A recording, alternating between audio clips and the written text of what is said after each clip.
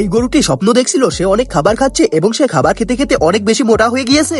এরপর গরুটি স্বপ্নে কয়েকটি পাখিকে উঠতে দেখে এবং সেও ভাবে আমিও যদি উঠতে পারতাম। তারপর গরুটি হাঁটতে হাঁটতে পাহাড়ের উপরে উঠে যায় এবং সে সেখানে একটি ভেড়াকে দেখতে পায় এবং সে ভেড়াটিকে তার মনের ইচ্ছে বলে। তারপর গরুটি ভেড়াটিকেও তার সঙ্গে নিয়ে নেয় এবং তারা দুইজন মিলে পাহাড়ের আরো উপরে উঠে যায় এবং সেখানে প্রচন্ড বাতাস হচ্ছিল, তাই তারা দুইজন ছিটকে নিচে পড়ে যায়। তারপর তারা সেখানে একটি শূকরকে দেখতে পায় এবং তারা শূকরটিকে তাদের মনের ইচ্ছে বলে এবং শূকরটিকেও তাদের দলে নিয়ে নেয়। তারপর তারা তিনজন মিলে পাহাড়ের আরো উপরে উঠে যায় যেখানে কিনা প্রচন্ড তুষার পড়ছিল।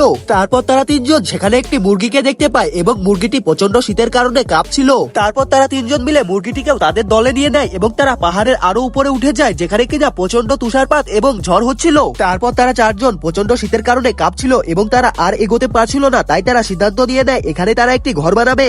বন্ধুরা, তারপর তারা চারজন মিলে সেখানে একটি ঘর বানায় এবং থাকতে শুরু করে দেয়, কিন্তু সেখানে একটি দুষ্টু শেয়ালের নজর পড়ে এবং শেয়ালটি মুরগিটাকে খাওয়ার জন্য অনেক চেষ্টা করে কিন্তু সে ব্যর্থ হয়। তারপর সে আরেকটি শেয়ালের কাছে যায় এবং সবকিছু খুলে বলে। তারপর এই দুটি শেয়াল মিলে একটা বুদ্ধি করে এবং তারা ভাল্লুকটির কাছে গিয়ে সবকিছু খুলে বলে।